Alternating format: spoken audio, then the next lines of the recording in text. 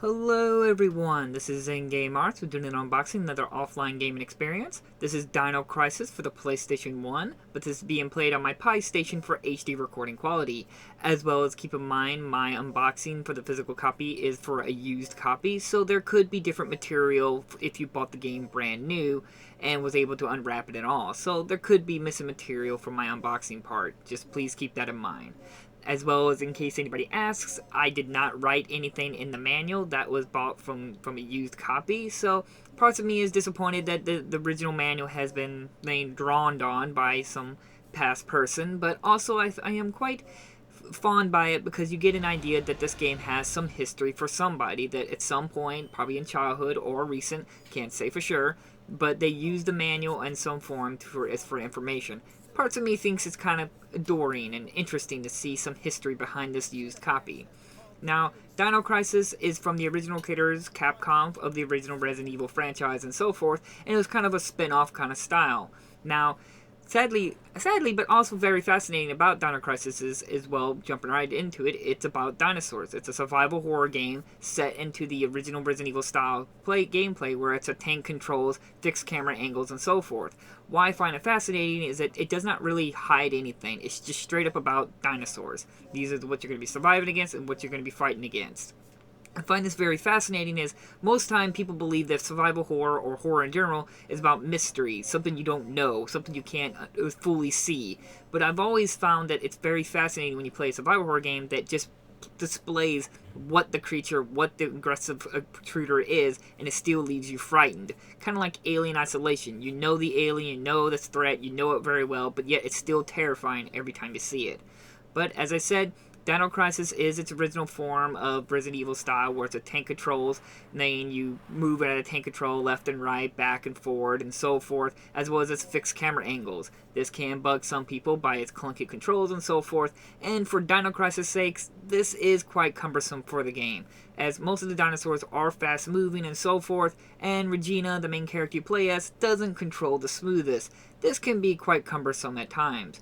But despite some people's personal beliefs about some of the mechanics of how much Resident Evil was like back in Resident Evil 4 and 5, you could not move and shoot, Dino Crisis is actually quite ahead of its time. This game you're able to move around as well as hold your aim and so forth. That's really impressive. As well as Dino Crisis is one of the few games of this set era of fixed camera angles that doesn't use still images. It's all pre-rendered graphical backgrounds and so forth, so it's really cool to see how much the game is advanced between Resident Evil, which used still image graphics. I recommend looking into that if you want a little bit more information about that subject. Now, on to Dino Crisis. Dino Crisis, again, is a dinosaur kind of set environment where you go with a special operation to go to an island to investigate, looking for a person, Dr. Kirk, and throughout your search, you find out somehow dinosaurs have been unleashed upon the island. You play as Regina. Your job is to infiltrate this island and try to rescue Dr. Kirk and bring him back. Now, it's very vague on what the organization is and what country you're serving and so forth. Generally, you might think of the United States, but I can't really say for sure because, again, it's very vague. And that's pretty much sums up the story about it. Anything further could lead into spoilers and so forth. Then the game is really out there up in front. Like I said, it doesn't really hide the fact that it's dinosaurs you're against, who you are, and what's going on in the game. But the game is challenging if you're not experienced with the game. Sadly, the game isn't super long. Me playing through it again with some prior knowledge took me about 6 hours, and there's multiple endings in the game because there's multiple choice paths in the game. So you could probably clock that up to maybe 12, maybe 15 hours total if you try to go all the endings and so forth. There's also extra unlockables to costumes as well as another game mode that you got to unlock beating the game within 4 hours. So the game is like your typical Resident Evil games. They're not super long, but they got great puzzles. Some of them are pretty hard and challenging. I do admit, near the ending, the puzzles start getting a little convoluted and not very fun because it just was very confusing how they laid out. It's more of the SKK or whatever it was, SDD, whatever password thing.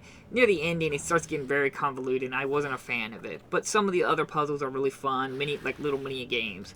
The game also has mixing materials like Resident Evil.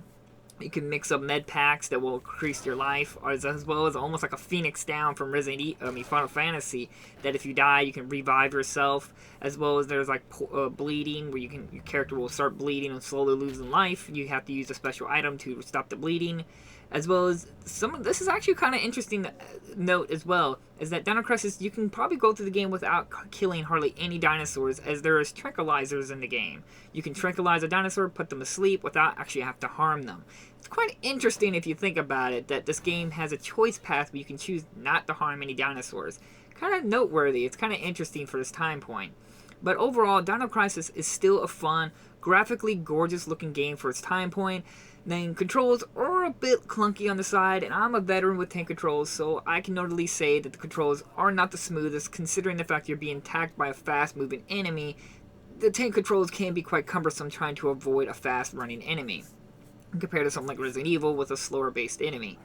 Then, overall, Dino Crisis is one of those little gems that are from the PlayStation 1 era. Most people would say it's a hidden gem and so forth. I don't really see Dino Crisis as a hidden gem. It's still beloved and well-loved and highly demand for a remake or a reimagine or so forth of the series. There's a lot more other survival horror games or hidden gems out there, but Dino Crisis is still a wonder for its time point, and of course I would love to see a remake and reimagine of the game, because the game is great, gameplay is smooth, it's fun for what the time point, as well as graphically, even for its time, it has aged pretty well. I mean, that's a matter of opinion to some people, but music is really good. I mean, I played the demo disc when it first released, and later on I got a physical copy. I could never beat it back when I was a kid because there was a certain password I couldn't get past. I couldn't figure it out. As I said, near the ending, that secret passwords for doors got very confusing. But overall, I came back to it, and I really enjoyed myself. I had a great time, and I'd be interested to see a reimagine or remake of this game, because history has changed in terms of what we know about dinosaurs now.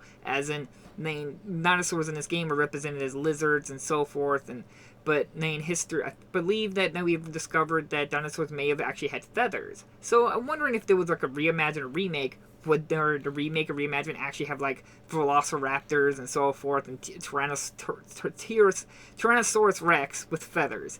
That'd be interesting to see a giant chocobo or a giant chicken trying to kill you. So, I don't know. It's just my personal view. I still love Dino Crisis. I can come back. I've yet to actually play Dino Crisis 2. I actually do have Dino Crisis 2. Yet to play it, but I've heard that changes up some of the gameplay. But overall, Dino Crisis 1 is still a gem of its time, and well worth your time to get it onto your shelf, because it's a wonderful game, and it's well worth to play it if you're a fan of survival horror or tank controls mechanics like this. So, like always, I try to leave links down in the description if you're instant copy. Of course, I can't recommend any more than I have, and I'll see you guys in the next unboxing video. Bye-bye!